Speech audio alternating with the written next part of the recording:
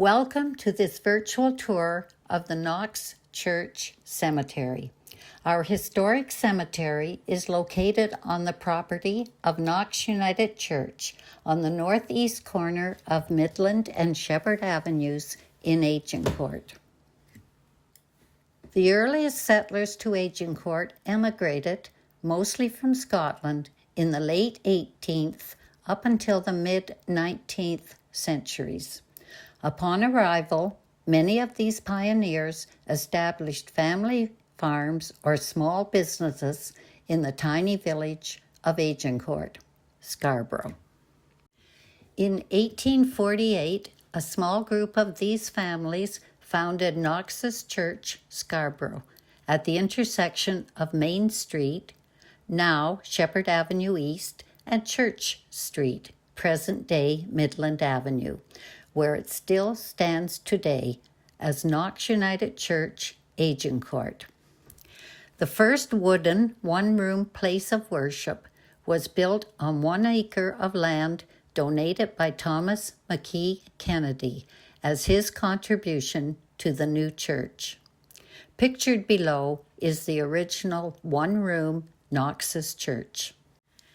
Jane Nicol Armstrong is the earliest recorded burial in the Knox Church Cemetery. She was born in Roxburghshire, Scotland, in July 1782. Jane died in December 1832 at the age of 50 years. Her burial took place almost 16 years before Knox's Church was founded. This early date lends credence to the belief that this site was initially a pioneer burial ground. Jane was the wife of Adam Armstrong, who was buried alongside his wife on April 26, 1857.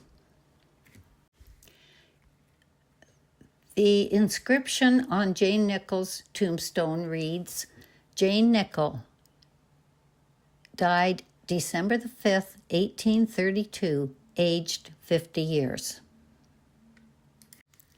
This tombstone, in memory of John and Mary Lauder, represents another of the earliest burials in our cemetery. Mary Tennant Lauder died in December 1836 at 53 years of age. Her husband, John Lauder, aged 71 years, was interred here in December 1849, shortly after Knox's Church, Scarborough, was established. Throughout our cemetery, you will notice that many people died at a very early age in comparison to our lifespans today. Throughout the cemetery grounds are recorded the deaths of many young children, as well as those of women who died in childbirth. This gravestone in the Knox Church Cemetery is in memory of William Clark Sr. and his wife Isabel Stevenson Clark. William Clark and his wife Isabella, along with their 11 children, immigrated to Scarborough from Ayrshire, Scotland in 1838. He had been ordained in 1830 to the Presbyterian session in Scotland. The Clark family farmed at the intersections of present-day Kennedy Road and Finch Avenue, which was known in earlier days as Clark's Corners. William's wife Isabel died just before Knox Church was opened in October 1848 and is buried in Streetsville. In 1849, William Sr. married Margaret Crawford. William played a leading part in making the formation of our church a reality. William Clark was on the first session of Knox in 1848. William Sr. also served on Scarborough Council from 1853 to 1858 and was deputy reeve for 5 of those years. Thomas McKee Kennedy and Jane Montgomery Kennedy. The Thomas McKee Kennedy family donated 1 acre of their land as their contribution to the building of Knox's Church, Scarborough, in 1848. In December 1871, the Presbyterian Church of Canada purchased an adjoining acre from Mr. Kennedy in order to expand the cemetery grounds. Another 1/5 of an acre was subsequently acquired in 1911 to square out the present Knox Cemetery. One of Toronto's busiest streets, Kennedy Road in Scarborough, is named for the pioneering Kennedy family. To this day, descendants of the Kennedy clan continue to worship at Knox United Church. William Ferguson and Annie Campbell Ferguson. The Ferguson family emigrated from Glasgow, Scotland, and settled in Malvern, where William worked as a pump maker. William Ferguson and his wife Annie were among the 40 original congregants when Knox Church was founded in 1848. William was an elder for 40 years. For many of those years, he also served as a presenter, using a tuning fork and his hearty voice to lead the singing of hymns during worship services. In that day, it was frowned upon to use a piano or organ in a place of worship. In June 2000, a stained glass window insert depicting the 10 Commandments was dedicated at Knox in memory of William Ferguson and Morley Meinecker, who married into the Ferguson family. William's and Annie's great-great-granddaughter worships here at Knox and is a longtime active member of the Knox United Church Women's Group. Marshall and Mary Jackson Macklin emigrated from Ireland in 1828 and settled on a farm to the northwest of our church. Together, Marshall and Mary raised 17 children. The Macklin Forest Farmhouse, built in 1851, is a historic site that still stands on Macklin Gate Court near Brimley Road and McNichol. Macklin Public School in the Milliken community is named in honor of this Scarborough pioneer family. The names of 3 daughters of Mary and Marshall are engraved on one side of the Macklin stone. Mary Ann died August 4, 1847, at the age of 9 months and 10 days. Almost 3-year-old Mary passed on April 9, 1856, while her big sister Selena died 2 days later at 4 years. Sadly, it is very common to find the names of many young children among those early settlers buried in the Knox Cemetery. The 8.1-hectare Brimley Woods Park on Brimley Road between Finch and McNichol was once part of the Macklin farm. Many of the trees in these woods are 100 to 200 years old. Paul Macklin Bolton and Mona Barley Bolton. Paul Macklin Bolton is the grandson of the aforementioned Marshall and Mary Macklin. While practicing medicine in Los Angeles, Paul met Mona Barley, a stage and screen actress. Married in 1938, the couple remained childless. Paul and Mona rest together here in the Knox Cemetery. Under her stage name, Mona Berry, Mrs. Macklin starred in more than 50 films during the 1930s and 40s, as well as performing on stages across the U.S. She was mainly cast in supporting roles, as she was not thought to be beautiful enough to be a leading lady. She received a star on the Hollywood Walk of Fame in 1960.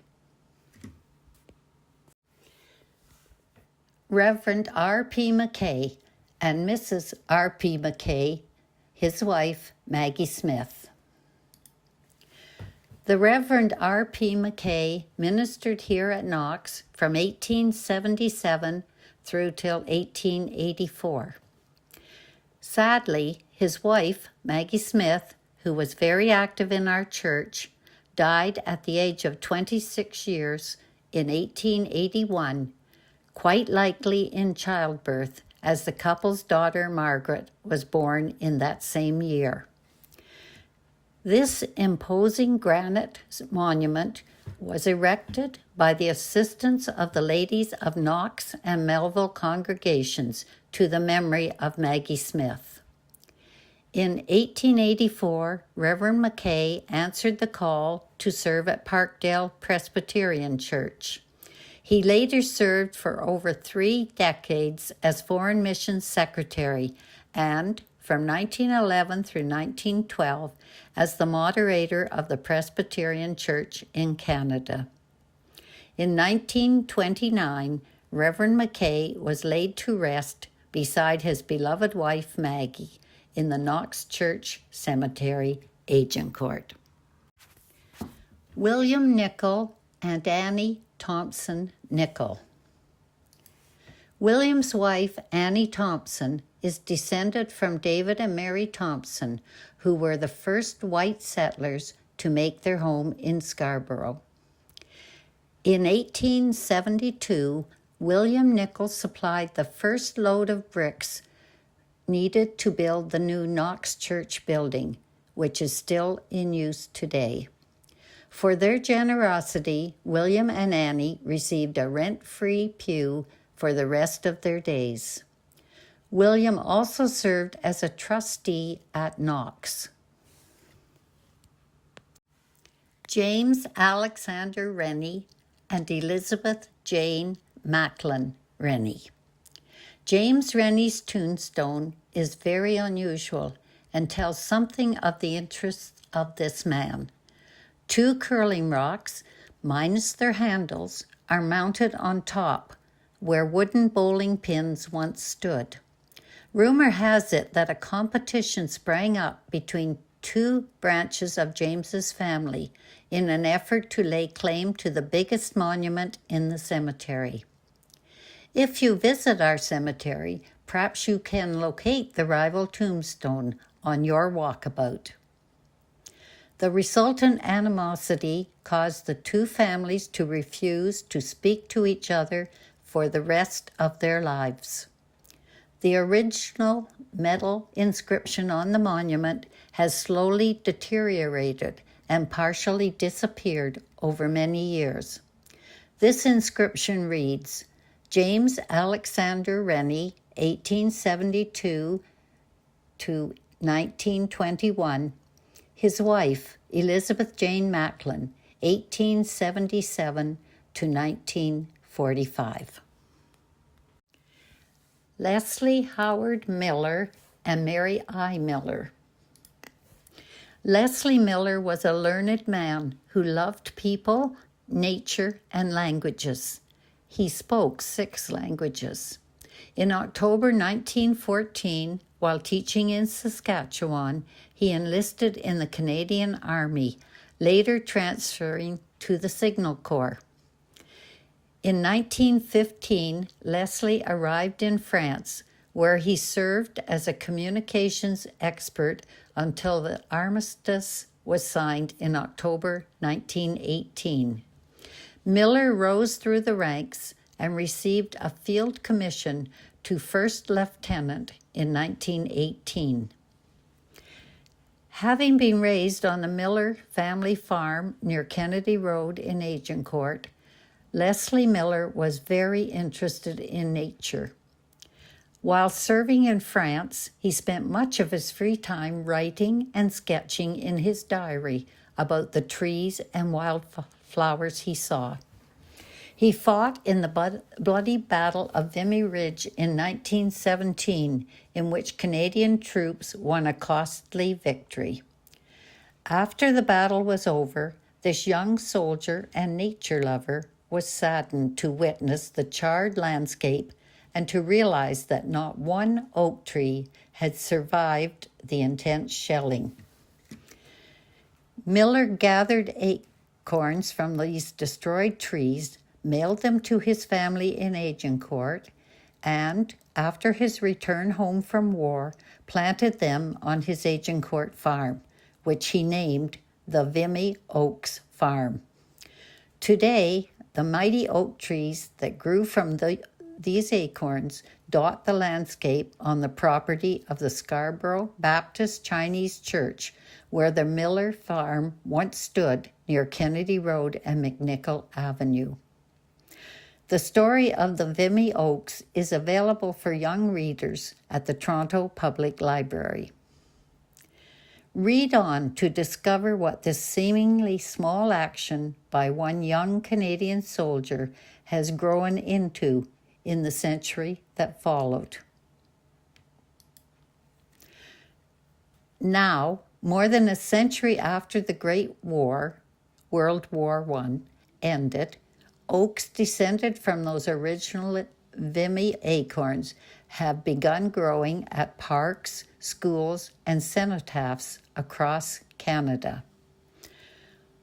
One of these grandchildren of the Vimy Ridge oak trees is planted close by Leslie Miller's grave in the Knox Church cemetery, where it is marked by a plaque.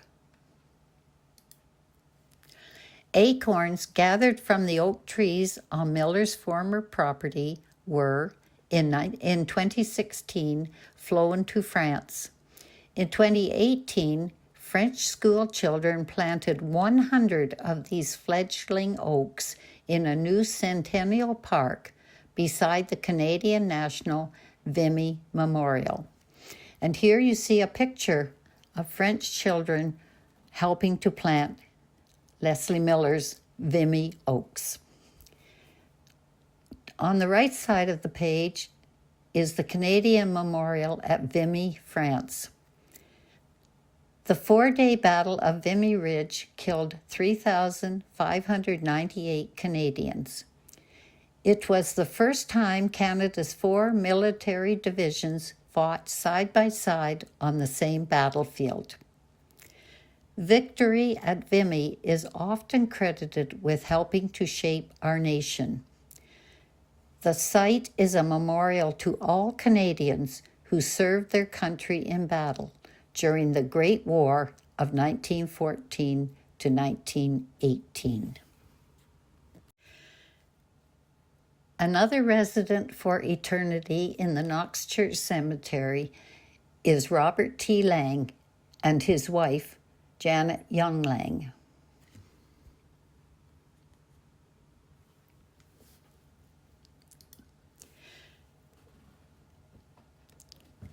This is the story of the big Agincourt bank heist in which Mr. Lang figured prominently. In 1906, Agincourt was one of the most financially prosperous of Scarborough's villages due to its proximity to 2 railroads. As a result, a modern convenience, the Metropolitan Bank, opened on Church Street, now Midland Avenue, south of Main Street, which is now Sheppard Avenue, in that year. In 1914, the Metropolitan, now located in a new brick structure on the south side of Main Street, just west of Church, was absorbed by and renamed the Bank of Nova Scotia. Robert Thompson Lang became the manager of the Metropolitan Bank in 1907 and continued in that position with the newly named Bank of Nova Scotia. In the spring of 1919, Agincourt residents were becoming concerned by the number of robberies occurring in the area. By all accounts, Robert Lang was an upstanding resident of the village of Agincourt and a very active member of both the Agincourt Masonic Lodge and Knox Church. Lang led a busy but largely uneventful life.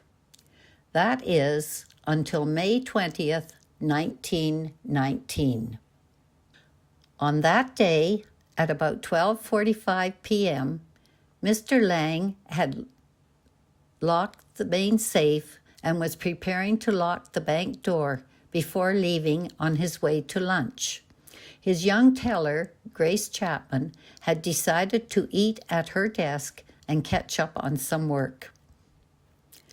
At that moment, Mr. Lang was approached by a young man who asked for change for a $5 bill. Obligingly, Mr. Lang returned and opened the safe. Just then, a second young man knocked on the door and was admitted to the bank. Unaware that Miss Chapman was at her desk at the back of the bank, both men leaped over the counter and pointed their guns at Mr. Lang.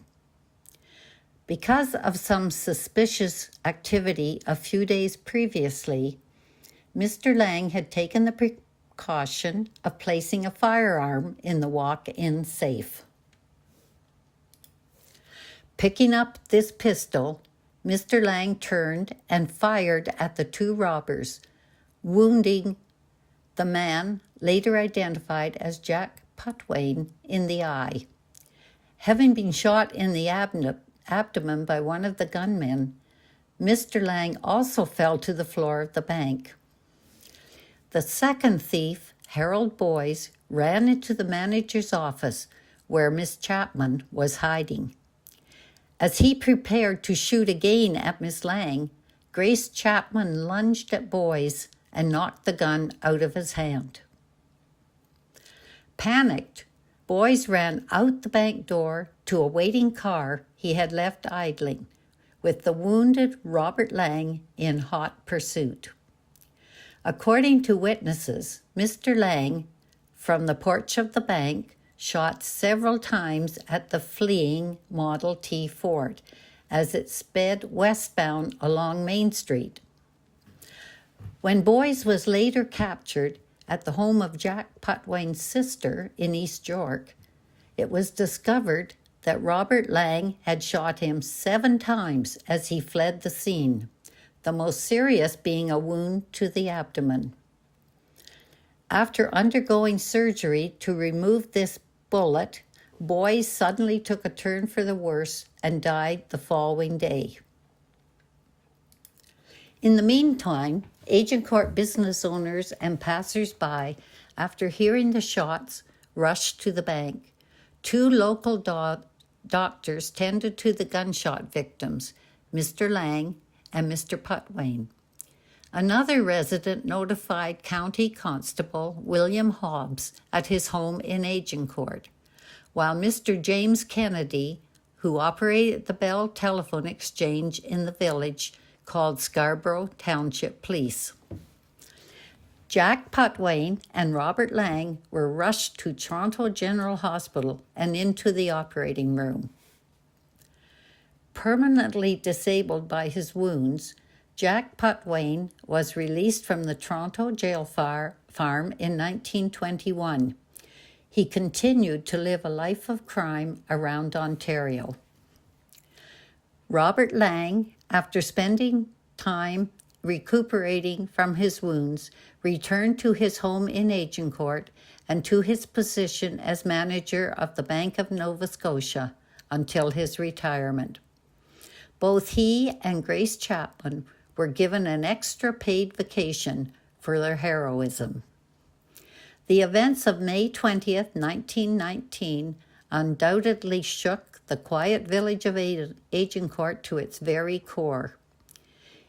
It is hard to believe that this was the very first bank robbery in Scarborough. Unfortunately, as we all know, it would not be the last. Robert Thompson Lang passed away in Agincourt on March the 10th, 1934, and is buried in the Knox Church Cemetery. His wife, Janet Isabella Young, joined him just 6 weeks later, after a lengthy illness. In April 1994, their only daughter, Marjorie Wyatt, was laid to rest at Knox. Mr. Lang was also Great Uncle Bob to Knox member Marg Walker. In 1987, an urn garden was opened and dedicated as the Knox Church Memorial Garden. The garden was upgraded and expanded in 2008. The Memorial Garden is located in the South Cemetery alongside Midland Avenue. Knox's Church Scarborough was established in 1848 as a member of the Free Presbyterian Church. In 1925, a majority of the members of Knox voted to join the newly formed United Church of Canada. However, a sizable minority of Knox members wished to remain under the auspices of the Presbyterian Church. This group made a decision to build a new Knox Presbyterian Church on the north side of Sheppard Avenue, just west of Midland. As parishioners of both Knox churches have many family members and friends buried in our cemetery, Knox Church Cemetery is shared between present-day Knox United Church and its sister church, Knox Presbyterian.